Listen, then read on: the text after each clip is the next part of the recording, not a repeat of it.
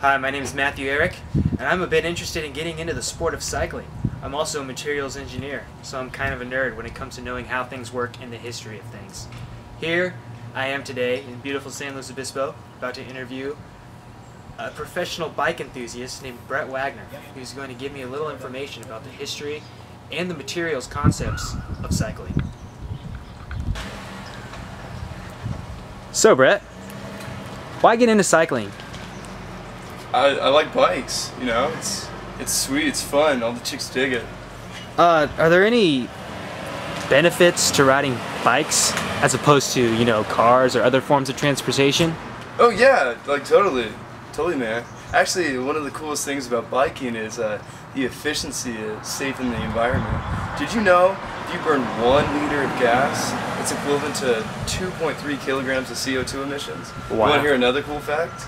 If you bike to work 10 kilometers each and every day for a whole entire year, that's equivalent to cutting out 1.3 tons of CO2 emissions. Biking's fun. That's why I like bikes. We're saving the trees, man. It's awesome.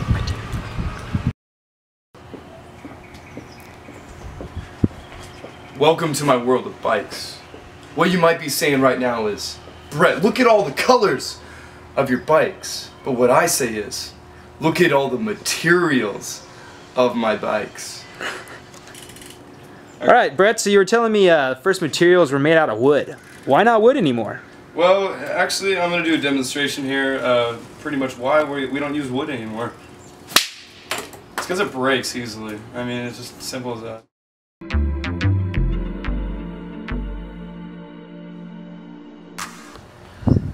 So after the wood phase, what came after that? So once wood actually started to die out as a frame material, bike manufacturers started to look at more metals just because of their increased toughness, their increased strength in comparison to wood. Because when you had a wood bike and it would break easily, in the long run you want something that might even be heavier or might not even be performing as well. But if it's going to be able to perform in comparison to braking, that's what they're looking for. So some of the added benefits for 1430 carbon steel is its increased toughness, which means it is allowed to actually withstand more force before braking, which makes it more reliable in the long run, so you don't really have as big as a down investment. What's also nice about it is its stiffness and its inability to flex compared to like the earlier wood bikes, because when the wood bikes would flex, they wouldn't be able to take that force and they would snap. So these steel bikes in the early days had a little bit of a rougher ride, but they were durable and they were reliable, and a lot of them were recyclable, so they could just reuse them.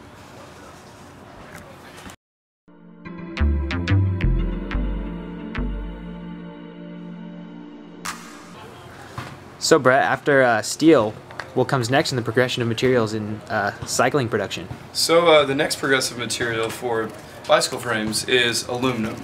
And the biggest reason why aluminum pretty much became more favorable in comparison to steel is because it's lighter. It's not as strong as steel, but it still has a very good tensile strength.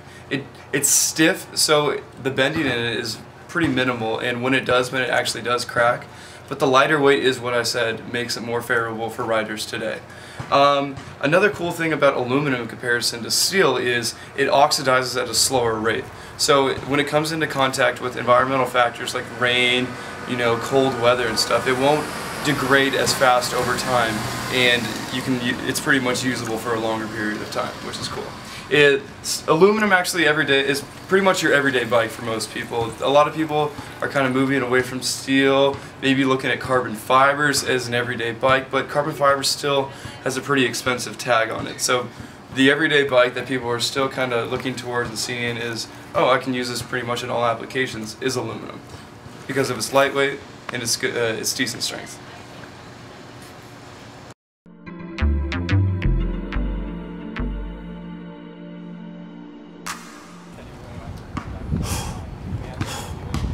not because I was 2-year JV weightlifting captain in my high school that I can lift thousands of reps of this bicycle. It's because of the lightweight materials built in this frame.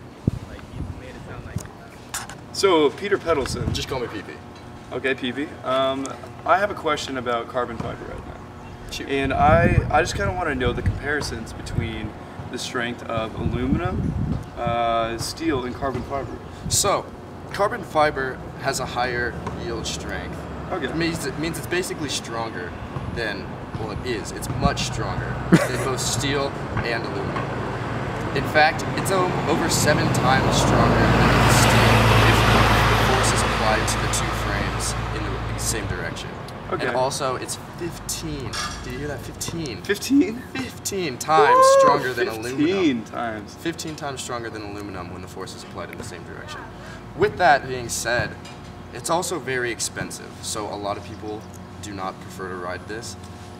Though, a professional like myself will be endorsed, so most of these come free, or you can just have an avid cyclist who can afford. Would you say that the only negative to carbon fiber made frames for your bike is the price tag that's associated with it? Not always. It's actually fairly brittle as far as materials go, bike frames go. And carbon fiber frames are also very susceptible to fatigue failures over a long period of time. Okay. So if you're looking for a long-term ride, you wouldn't recommend no, carbon fiber? not particularly, no. Okay. But besides that, I would just say its weight to strength ratio is unprecedented. It's unmatchable, and the only thing that would even come close is nothing. Well, you heard from the professional himself, PP Peter Pedelson. The convenience of owning a bike is based upon what materials they're made upon. Steel, cheap; aluminum, your average material; and carbon fiber, your high-end material. Of course there are others, but these are the 3 basis materials. You look around the world and you see that this is a very convenient and popular form of transportation. The diversity of materials in cycling is what results in the cost difference amongst bicycles worldwide. This is why this form of transportation is so popular and beneficial. It's accessible to everybody.